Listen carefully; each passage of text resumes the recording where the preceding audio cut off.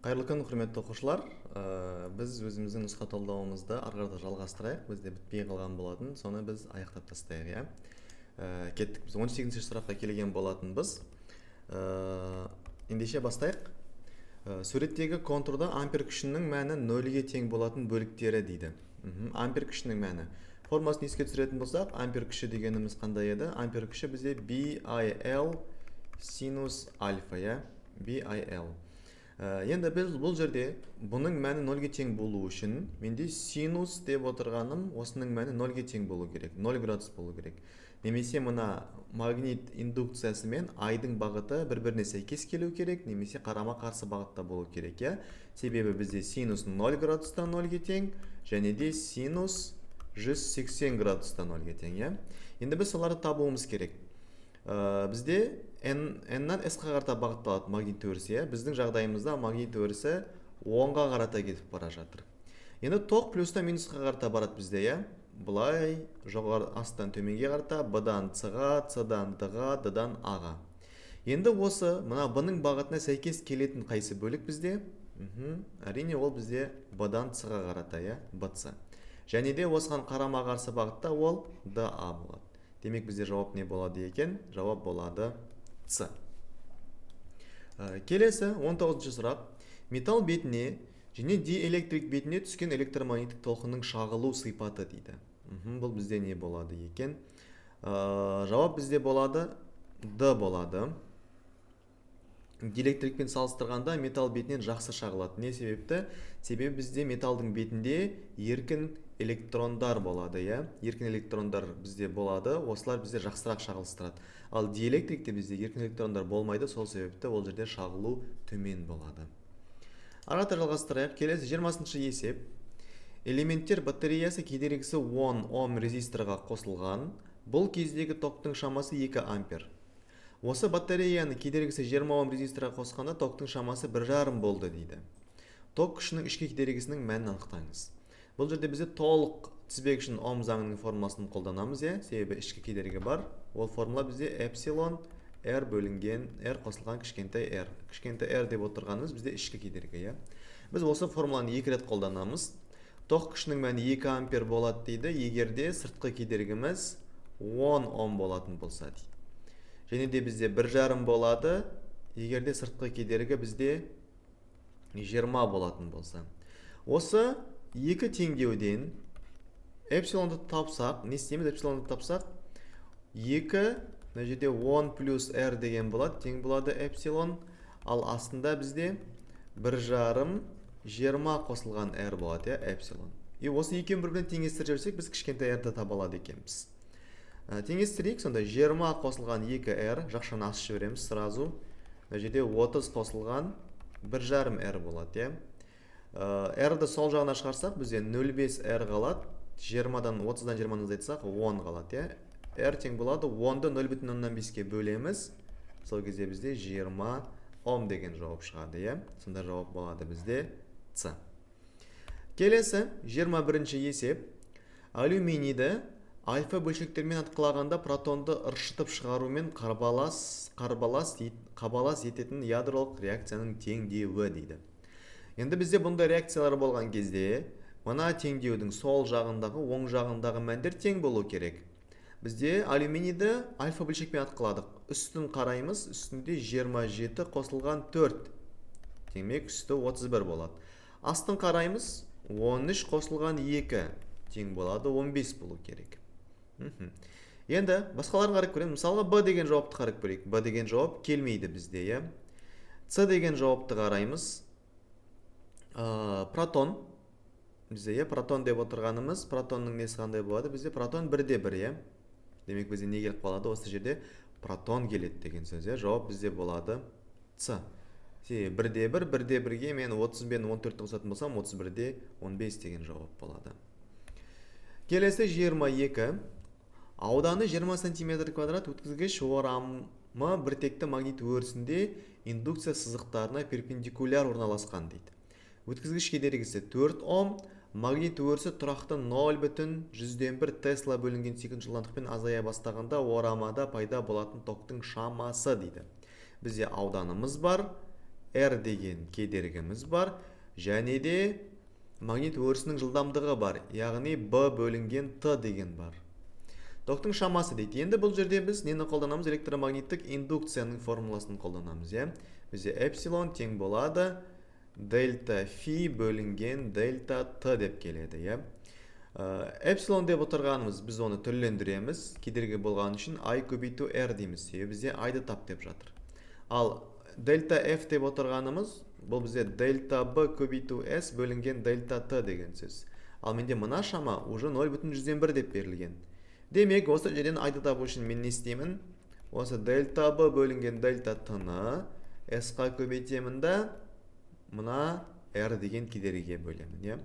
Орнына мәндерін қоятын болсақ, 0,1-ді көбейтемін 20 сантиметр квадрат. Сантиметр квадратты мен міндетті түрде метр квадратқа айналдыруым керек, минус 10-4 дәрежесі болады. Бөлеміз кедергіге, кедергіміз 4 Ом. Мына екеуі қысқарады, 5-тен береміз. 5 көбейтілген 10-ның минус 6 дәрежесі болады. 0,1 деп отырғанымыз 10-ның минус 2 дәрежесі, оны минус 4-ке көбейтем, яғни дәрежелер қосылады, сол кезде минус 6 шығады. Сонда минус 6 деп отырғаным ол менде микроампер деген болады екен. Түсінікті ма? Түсінікті болса реакция қалдыра отырыңыздар, біз арғарда жалғастырамыз.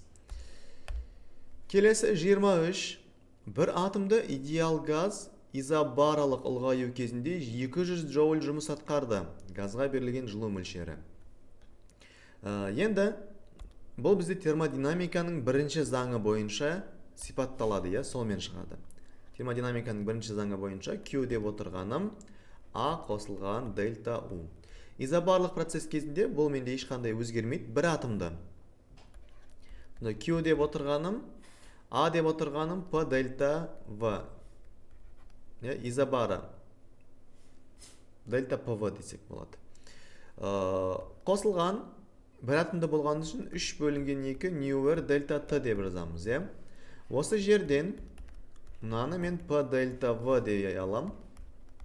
Ньюер дельта T-ны мен Менделеев-Клайпейрон теңдеуі бойынша ньюер T-ны мен PV деп алам тоже. P дельта V деп алам. Сонда не болады? Менде бұл екеуін қосатын болсам 5 бөлінген 2 P дельта V немесе P дельта V деп отырғаным А. Демек, мен берілген жылу мөлшерім 5 бөлінген 2 көбейтілген А десем болады. Сонда 5 бөлінген 2-ні көбейтемін 200-ге. 2 мен 200 қысқарады, 100-ден берем. 100-ді 5-ке көбейтсем 500 джоуль деген мән шығады екен. Келесі, идеал тербелмелі контурдағы конденсаторға сыйымдылығы 3 есе үлкен конденсаторды параллель жалғағанда электромагниттік тербеліс жиілігі 0,3 кГц-ке өзгереді. Контурдағы бастапқы жиілік дейді. Сыйымдылығы 3 есе дейді.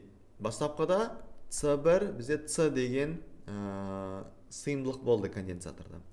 Осыған екінші бір конденсаторды жалғаймын, сыйымдылығы 3 есе үлкен, 3C болады. Демек, параллель жалғаған кезде C жалпы деп отырғаным не болады? Менде екеуін қосам 4C болады. Енді біз бастапқы формуласын жазып алайық. Томсон формуласы бар бізде. Период деп отырғанымыз 2π түбір асты L көбейту C деген. Енді екінші жағдайымызда 2π 1 деп алайық. Екінші жағдайымызда L көбейтілген 4C болады. 4-ті түбір астынан шығарсақ 2 шығады. Сонда мен 2 көбейтілген 2π түбір асты LC деп айта аламын. Демек, менің T1 деген менің периодым бастапқы периодпен салыстырған кезде 2 есе артық болды.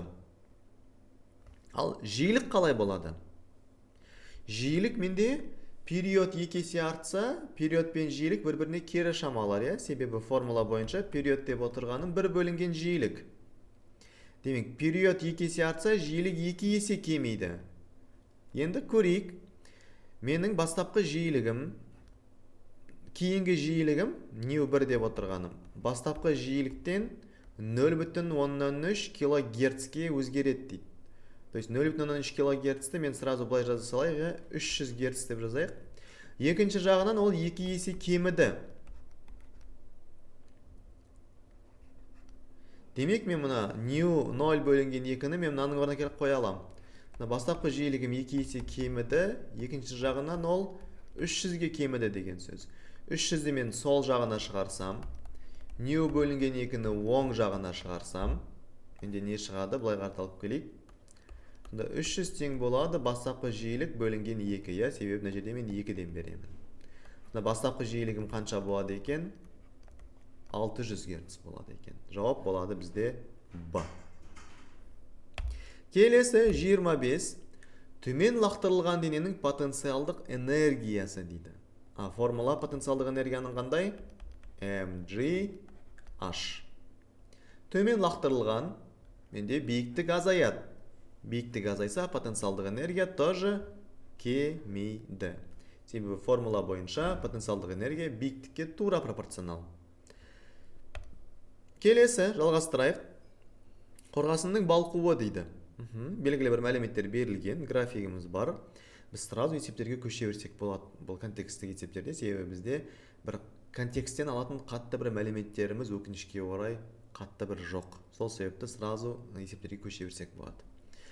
Есебімізді тапсырмамызға көшейік. 26.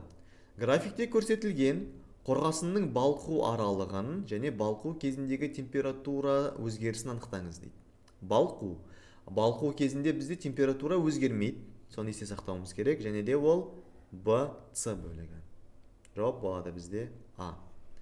Бізде кез келген денелер қатты күйден сұйық күйге немесе фазалық өзгеріске ұшыраған кезде, то есть бір фазадан екінші бір фазаға өткен кезде температура өзгермейді.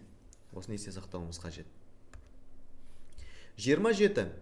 График бойынша Кельвин шкаласындағы температураның өзгерісі дейді.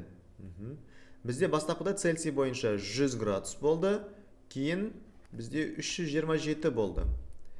Температураның өзгерісі 327 азайтылған 100, 227 градус Цельсий. Бұл біз білеміз, Цельсий бойынша өзгеріс, Кельвин бойынша өзгеріс екеуі бір нәрсе. Сол себепті 227 градус Кельвинмен болады тоже. Келесі 28. Графиктегі қорғасынның температурасын 100-ден 327 градусқа дейін жеткізу үшін қажетті жылу мөлшері дейді. Жылу мөлшері ол бізде Cm дельта Т болады.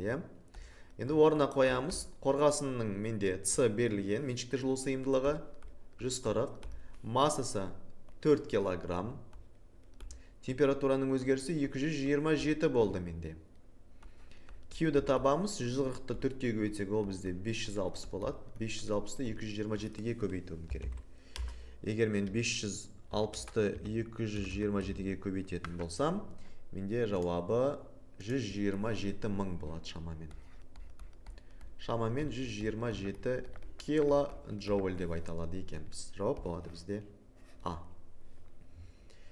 Келесі 29. Қорғасынды балқытуға жұмсалған жылу мөлшері дейді. Менде пәк берілген. Пәк берілгендіктен 127 килоджоуль жылу мөлшері негізі қажет болды бізде. Балқытуға деп айтылған, пәк емес, кешірім сұраймын. Балқыту керек. Балқыту деген ол бізде BC бөлігі. Демек, балқыту кезіндегі формула не болады? Бізде лямбда М болады. Орнына қоямыз. Лямбда деп отырғанымыз бізде 25 10-ның көбейтілген 10-ның 4 дәрежесі.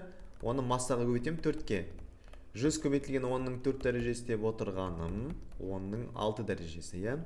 Немесе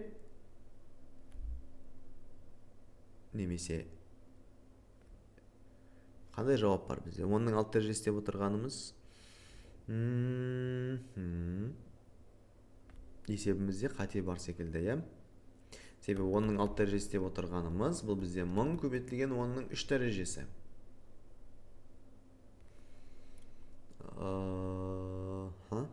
100 килоджоуль деп нәжеде енді белгілей беретін секілдіміз, себебі басқа дұрыс жауабымыз жоқ. Себебі бізде 1000 килоджоуль болу керек болатын. Қорғасын балқытуға дейді. Балқыту керек, QM. Басқа жауап келмейді. Келесі 30. График бойынша қорғасыны толық балқытуға балқыту үшін жұмсалған тас көмір массасы дейді. Біз енді тас көмірдің массасын табуымыз керек, пәкпен кетеміз, үстінде біз қорғасынды толық балқытуымыз керек. Қорғасынды балқыту үшін не істейміз? Бірінші балқу температурасына дейін жеткіземіз, жоғары қарата. Сосын барып балқытамыз. Ол жылу мөлшері деп отырғанымыз біз Q1 қосу Q2 деп айта аламыз. Астында бізде тас көмір жанады. Оның жанған кездегі жылу мөлшері Qm болады. Осы жерден біз m-ді табуымыз керек. Демек, үстіндегі Q1 қосылған Q2-ні мен бөліп тастаймын Q пәкке. Q1, Q2 бізде алдыңғы есептерде шықты, жауабы ол 127 килоджоуль және 100 килоджоуль. Екеуін бір-біріне қоссақ, 227 килоджоуль деген болады, Оны бөлемін. Q деп отырғаным 30 мега, оның алтырырысы пәк 20%. 20% бізде 0,2 деп жазамыз біз 20%-ды. Орна мәндерін қойайық. 227 көбейтемін 1000-ға, бөлемін 30-ға, бөлемін миллионға, бөлемін 0,2-ге. 0,1000-нан 37-де 8 дейді. 1000-нан 37-де 8 килограмм немесе 37-де 8 грамм болады деген сөз. Түсінікті ма? Түсінікті болса реакция қалдырып кетейік, ал біз ары қарата жалғастырамыз. Келесі 31. Фотоэффект құбылысындағы жарық ағынының қарқындылығы тәуелді болатын физикалық шамалармен сәйкестендіріңіз дейді. Жарық ағынының қарқындылығы тура пропорционал. Жарық ағынының қарқындылығы деген сөз, оның интенсивтілігі. То есть интенсивтілігі деп отырғанымыз фототок күші деген сөз. То есть электрондар қаншалықты көбірек артып шығады, немесе қаншалықты көбірек жарық түседі, соншалықты ток күші бізде артады. Қарқындылығы тәуелді емес, фотоэлектрондардың максимал жылдамдығына. Себебі бір фотон келіп түскен кезде жарықтың несі, бөлшегі.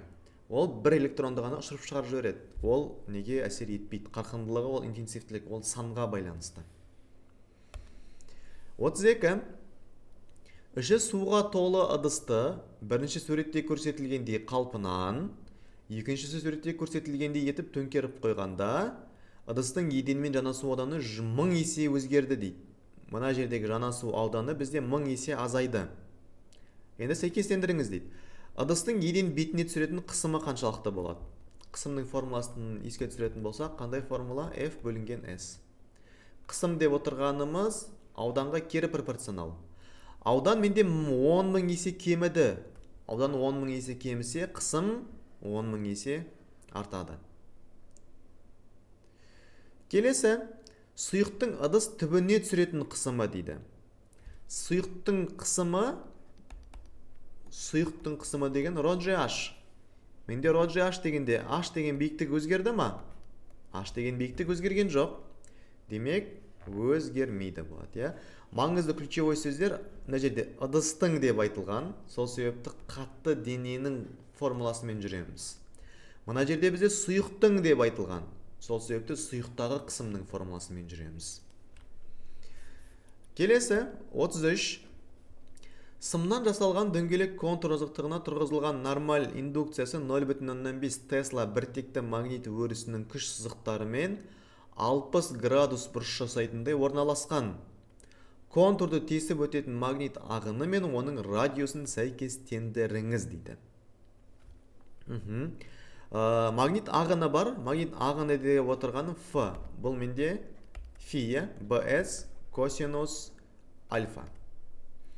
Енді біздің жағдайымызда радиус дейді. Сол радиус деп отырғаным дөңгелек, сол себепті аудан ол менде πr квадрат болады, косинус фи, косинус альфа. Осы жерде мен r-ді табуым керек. R-ді табу үшін не істеймін? Фиді бөлемін, b көбейтілген пи көбейтілген косинус альфа, барлығы түбір астында. Енді орындарына мәндерін қоюым керек. 3 милливебер, ол менде 0,3. Оны бөлемін b-ға 0,5, бөлемін пи деп отырған 3,14. Косинус 60 градусын 0,5. И осының барлығын түбір астынан шығаруым керек. 0,618 дейді. Немесе 6,2 сантиметр болады. Дәл сол секілді 4 милли веберді есептеймін. Орындарына мәндерін қоямыз. Есептейміз. И сол кезде менде қанша шығады екен? Екінші жағдайымда 0,0713 дейді. Осынша метр. Немесе 7,113 сантиметр. Немесе 7,1 сантиметр деген болады. Келесі 34. Автомобиль жолдың немесе уақыттың бірінші жартысын 108 км сағат, ал екінші жартысын 20 метр секунд жылдамдықпен жүріп өтсе, осы екі жағдай үшін барлық жолдағы орташа жылдамдықтарын сәйкестендіріңіз дейді. Біріншісі жолдың жартысы, екіншісі уақыттың жартысы. Жолдың жартысы кезінде орташа жылдамдықтың формуласы қалай еді? 2v1 v2 бөлінген v1 қосылған v2. Орнына қойсақ, менде жауаптар метр секундпен берілген. Сол себепті 108 км сағаты метр секундқа айналдырайық. Ол үшін не істейміз? 3,16-ға бөлеміз, Бұл менде 30 метр секунд деген шығар. 2 көбейтілген 30, екінші жылдамдық 20, бөлемін 30 қосылған 20-ға. 2 көбейту 30, көбейту 20, бөлемін 50-ге. Мына 0 мен мына 0-ді қысқартайын. 20-ны 5-ке бөліп 4-тен берейін. Сол кезде менде қанша шығады? 24 деген шығады, С деген жауап. Келесі уақыттың жартысы болса не істейміз? 2 жылдамдықты қосып, 2-ге бөлеміз, То есть 30-ға 20-ны қосамыз, 2-ге бөлеміз. Сол кезде неше шығады? Әрине 25 шығады, Келесі 35.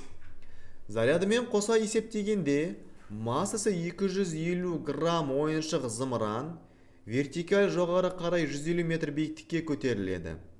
Массасы 50 грамм заряд лезде жанады деп есептеп, зымыран жылдамдығы мен газ жылдамдығының мәндерін сәйкестендіріңіз дейді. Бізде мынандай бір зымыран бар, зымыран жоғары қарата ұшу керек, Зымыран жоғары ұшу үшін менде түбінен газ шығады астынан. И ол не істейді дейді? 150 метр биіктікке көтеріледі. Зарядымен қоса есептегенде дейді. Демек өзінің массасы 200 грамм, зарядының массасы М1 деп алайық. Зарядының массасы 50 грамм деген сөз, Зарядының массасы 50 грамм деп берген ғой. Демек өзінің массасы 250-ден 50-ді азайтып тастаймыз, 200 грамм болады. 150 метр биіктікке шықса, көтерілсе, зымыран, оның бастапқы жылдамдық қандай болады? H макстың формуласы бар бізде, кинематикада. V квадрат бөлінген 2G деген. Осы жерде мен V-ны табуым керек. Түбірасты 2GH деген болады, Бұны есептесем, 2 көбейтілген G, яғни 10-ға көбейтемін H 150. Түбірастынан шығарсам, 54-те 77 болады екен. 54-те 77. Жауап менде зымырандікі А болады. Ал мына жанған отынның, зарядтың шамасы қандай болады? Бұл менде реактивті қозғалыс деген бар, бізде. Импульсын сақталу заңы бойынша М1 В1 тең болады М2 В2 деген. Осы жерден В2-ні табуым керек. В2-ні табу үшін М1 В1-ді бөлемін М2-ге, Немесе 200-ді көбейтемін 54-те 77-ге, бөлемін 50-ге. 200-ді 50-ге қысқартсақ 4-тен береміз. 4-те 54-те 77-ге көйтсек, 200-219 деген шамамен осындай F деген жауап болады. Келесі, 36. Лифт ішіндегі дененің салмағы тыныштық салмағынан 2 есе аз болу үшін қажетті үдеу мен оның бағыты дейді. Менде салмақ азаю керек, Салмақ азаю үшін G-A деген болу керек. G-A бізде қашан болады? Үдеумен төмен қозғалған кезде, тік төмен. Демек менде қандай жауаптар сызып тастай алам? Жоғары деген жауаптардың барлығын сызып тастаймын. Енді тыныштық салмағынан 2 есе аз. Тыныштық салмағы деп отырғаным mg, осыдан 2 есе аз болу керек ол. Осы жерде мен A-ны табам. M мен M қысқарады. G бөлінген 2 деп отырғаным G-A болады. A-ны мен сол жағына шығарам. G бөлінген 2-ні оң жағына шығарам. Сол кезде G-дан G бөлінген 2-ні азайтсам не қалады? G бөлінген 2 қалады. немесе 0,5g болады. Мына 0,5g үдеумен ол төмен қозғалуы қажет деген сөз. Сол кезде оның салмағы 2 есе азаяды. Келесі 37. Шағылудың әсерінен болатын дыбыстың естілу ұзақтығының артуы дейді.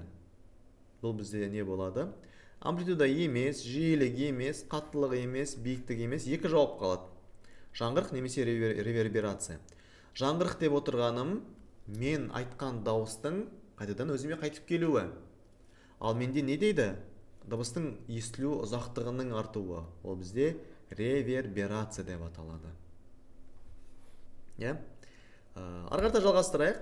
Келесі 38. Суретке қарап отырып, тоқ күші мен кедергінің мәндерін табыңыз дейді. Тоқ күші кедергі менде қандай болады? Графиктің Б нүктесіндегі деп айтылған. Мына жерде. Б нүктесінде тоқ күші 0,6 ампер. Ал кедергі не істеймін? R деп отырғаным менде Ом заңы бойынша кернеуді тоқ күшіне бөлемін, то есть 6-ны 0,6-ға бөлемін. Сол кезде не болады? 10 Ом деген болады, Арата жалғастырайық. 39. Суретте баллондағы зат мөлшері 2 мол идеал газ қысымының температураға тәуелділік графигі берілген. Баллонның көлемі дейді. Менделеев Клайперон немесе идеал газ күйінің теңдеуімен шығарамыз, ПВ тең Ньюерті. Осы жерден көлемді табуымыз керек. Көлемді табу үшін Ньюертіні бөлеміз қысымға. Біз үшін бұл жерде ыңғайлы нүкте қайсысы?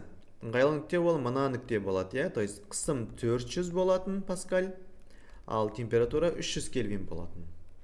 Орнына мәндерін қоямыз. Зат мөлшері 2 моль, R деп отырғаным 8,31, температура 300, ал менде 400 қысымым. 0,0,0 қысқарады. 2-ні 4-пен қысқартсам 2-ден берем. Енді мен 8,31-ді көбейтемін 3-ке, бөлемін 2-ге. Сол кезде не болады? 12,465 метр куб. Ол менде F деген жауап болады. Бұны мен литрге айналдырсам, мыңға көбейтем, Мыңға көбейтсем не болады? 12,465 литр болады, D деген жауап болады. Және де 1 литр деп отырғаным 1 дециметр кубқа тең. Сол себепті Б деген жауап тоже дұрыс болады. Енді соңғы есебімізге көшейік. Соңғы тапсырмамыз. Жинағыш линзаның көмегімен дененің 2 есе үлкейтілген шын кескінін алды дейді. Егер денені линзаға қарай 1,5 сантиметрге жылжытса, онда 3 есе үлкейтілген шын кескін алынады дейді. Линзаның фокус аралығын табуымыз керек. Бізге үлкен F қажет. Енді есептің берілгені бойынша жұмыс жасайық. Дененің 2 есе үлкейтілген кескінін аламыз. G 2-ге тең. G деп отырғанымыз не бол? Кішкентай F бөлінген кішкентай D. Демек, кішкентай F деп отырғаным 2D-ға тең. Бұл бастапқы жағдайында. Егер D 1,5-ға жылжитын болса, линзаға қарай жылжыса, қашықтық менде азаяды. Мына жерде менде бір линза тұр. Мына жерде бір дене тұрса, мына жер менде D болатын. Бұл кескін бұлай қарата жақындайды. Демек, D-да менде азайып жатыр, Сол кезде ол кескін не істейді? 3 есе үлкейеді дейді. Демек, кейінгі F1 деп отырғаным 3 есе үлкейеді. Линз істеген кезде ол 1,5 сантиметрге жақындағанда. Енді менде жұқа линзаның формуласына саламыз, ол формуласы қалай еді? 1 бөлінген F тең болады 1 бөлінген D0 қосылған 1 бөлінген F0. Бірінші жағдайымызда жақындаған кезде ол линза өзгерген жоқ, сол себепті фокус аралығы да өзгермейді. 1 бөлінген D0 минус 1,5 қосылған 1 бөлінген F1, немесе 3 D0 минус 1,5. Мына жердегі F0-дің орнына мен тоже не қоялам? 2 D0 деп қоялам. Енді мына 1 бөлінген F деген менде тұрақты ғой. Демек мен мына екі жағын теңестіріп жібере алам бір-біріне. Ол олай болса теңестіріп жіберейік. Сонда 1 бөлінген D0 қосылған 1 бөлінген 2 d0 ол тең болады d0 минус 1 жарым қосылған 3 d0 минус 1 жарым. Ортақ бөлімге келтіреміз, мына жағын 2-ден береміз, мынаны 3-тен береміз. Сол кезде үстінде 3 бөлінген 2 d0 болады, ал мына жағында 4 бөлінген 3 d0 минус 1 жарым. Пропорция құрамыз. Пропорция құрсақ 9 d0 минус 1 жарым тең болады 8 d0. Аны ашсам 9 d0 минус 1 жарымды мен 9-ға көбейтсем 13,5 болады. Минус 8 d0. 8 d0 сол жағына шығады. Минус 13,5 оң жағына шығады. Сол кезде 9 d0-дан 8 d0-ды азайтсам, просто d0 қалады. Ол 13,5-ке тең. Менде есеп біткен жоқ. Себебі маған нені табу керек? Фокус аралығын табу керек. 1 бөлінген f маған осы керек. Ол 1 бөлінген 13,5 дейді. Қосамын, d0 13,5 болса, f0 неге тең? 2-ке көбейтіледі. 1 бөлінген 27-ге тең. Но менде 2-ке көбейтіледі, ортақ бөлімге береміз. Асты 27 болады, үстіне болады, 3 болады. 2-ін қысқартсақ, 9-дан 1. Демек, фокус аралығы менде не болады екен? 9 сантиметр. Немесе метрге айналдыратын болсақ, 0,9 метр. Осымен біздің жалпы нұсқа талдауымыз аяқталды. Барлықтарыңызға уақыттарыңызды бөліп тыңдағандарыңыз үшін алғыс білдіремін. Бұйырса алдағы уақытта біз келесі апта сейсенбі күні сағат 20:40-та өзіміздің әдеттегідей сабақтарымызды жалғастырамыз. Ол кезде біз өзіміздің тақырыптық тест талдауымызды әрі қарата жалғастыратын боламыз. Баршаларыңызға рахмет. Келесі рет көріскенше аман сау болыңыздар.